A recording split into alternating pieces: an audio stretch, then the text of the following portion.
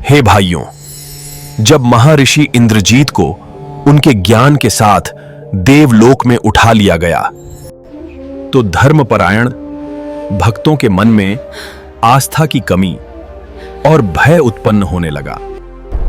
और तभी महाअसुर कालनेमी ने सोचा, यह शुभ अवसर है इन मनुष्यों को भ्रमित करने का।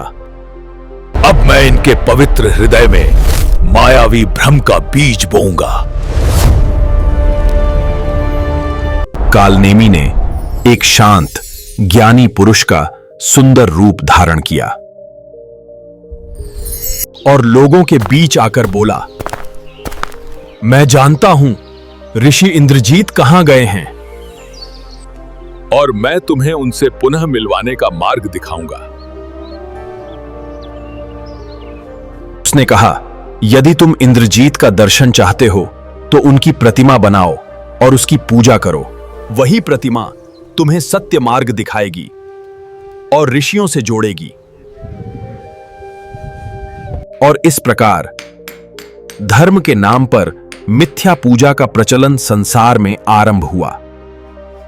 लोगों के मन से सत्य ईश्वर का ध्यान हट गया और वे भ्रम के जाल में फंस गए।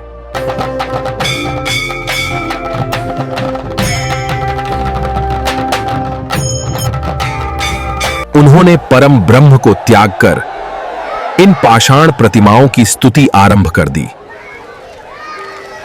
यह एक भयानक भूल थी जिसने आने वाली कई पीढ़ियों को धर्म के मार्ग से भटका दिया। जब मिथ्याचार की काली रात पूरी तरह छा गई और मानव परम सत्य को विस्मृत कर चुका था, तब धर्म की रक्षा और मनुष्य के उद्धार के लिए परम योगी सत्यव्रत का आगमन हुआ। योगी ने ऊंचे स्वर में पुकारा, हे मनुष्यों, उस एक सत्य की पूजा करो, उसके सिवा कोई तुम्हारा परमेश्वर नहीं है। तुम इस पाषाण पूजा से क्या लाभ उठाते हो? क्या तुम्हें विनाश का भय नहीं? सत्यव्रत ने उन्हें दिन रात समझाया कि ये पत्थर की मूर्तें तुम्हें मोक्ष नहीं दे सकती। तुम्हें मोक्ष नहीं दे सकती। परंतु जो लोग इन मिथ्या पूजा से लाभ कमा रहे थे, उन्होंने योगी का घोर उपहास किया। वे बोले, अरे सत्यव्रत, तुम तो हमारे ही जैसे एक तुच्छ मनुष्य हो। तुम्हारी बातों में कोई ज्ञान नहीं, सिर्फ अज्ञानी और दीनहीन ही तुम्हारा साथ दे रहे हैं।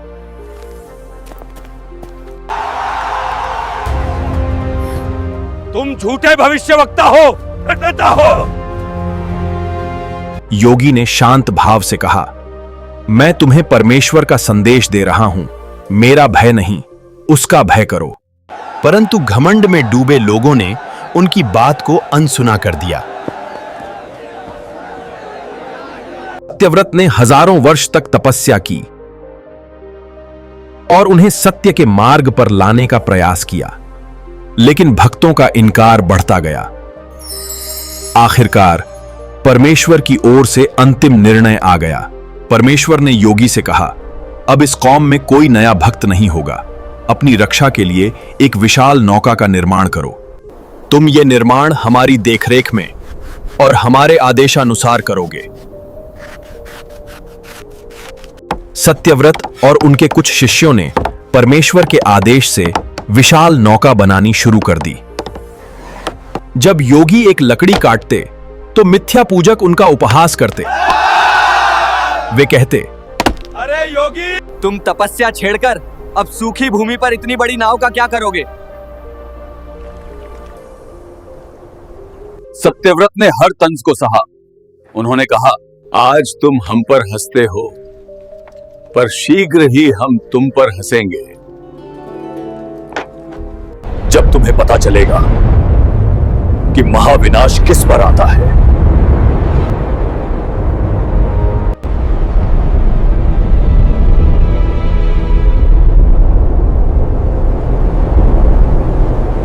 जैसे ही नौका पूरी हुई, परमेश्वर का अंतिम आदेश आ गया।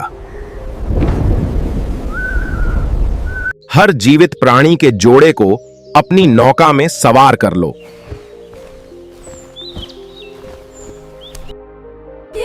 प्रेशिया है। और अपने परिवार को भी, सिवाय उनके जिनका विनाश निश्चित हो चुका है।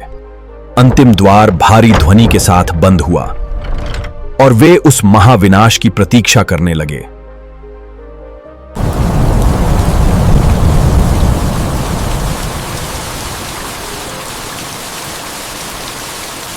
फिर आसमान का द्वार टूट गया और जल बरसने लगा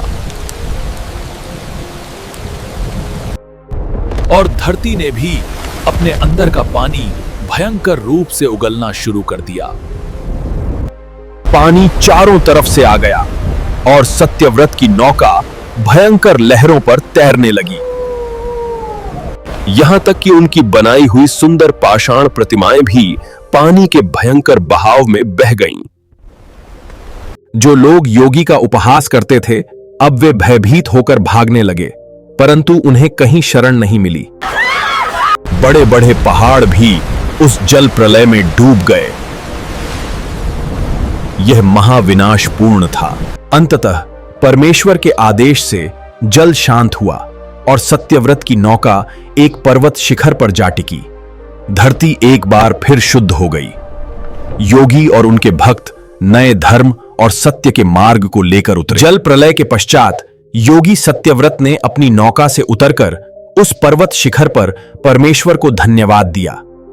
उन्होंने अपने बचे हुए भक्तों और जीवों के साथ उस विशाल नौका को छोड़कर नए जीवन की ओर प्रस्थान किया।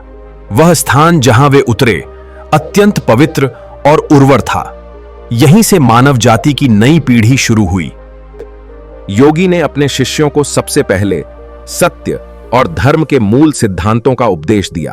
उन्होंने सिखाया कि उपासना केवल परम ब्रह्म की होनी चाहिए, जो निराकार और सर्वव्यापी है। धीरे धीरे उनके वंशज और अनुयायियों ने मिलकर नए गांव और आश्रम बसाने शुरू किए।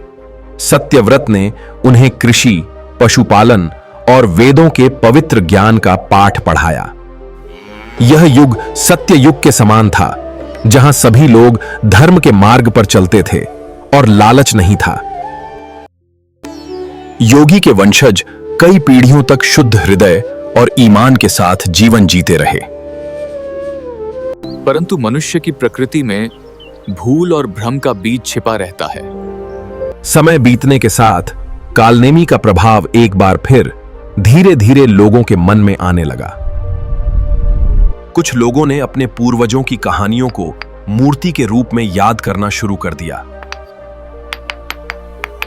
उन्होंने कहा, ये तस्वीरें हमें सत्यव्रत और उनके धर्म की याद दिलाती हैं। इनमें कोई दोष नहीं है। लेकिन इतिहास खुद को दोहराता है। सम्मान धीरे धीरे पूजा में बदलने लगा और इस प्रकार मिथ्या पूजा का बीज जो जल प्रलय में नष्ट हो गया था, फिर से अंकुरित होने लगा। योगी सत्यव्रत की मूल शिक्षाएं विस्मृत होने लगीं और लोग कर्मकांडों में उलझ गए। सत्य की रक्षा के लिए परमेश्वर ने एक और महान ऋषि को इस संसार में भेजने का निश्चय किया, ताकि वे इस नई सभ्यता को भी परम ब्रह्म के एकत्व के मार्ग पर वापस ला सकें। यह चक्र चलता रहता है, जहां धर्म की स्थापना के लिए सत्य बार बार आता है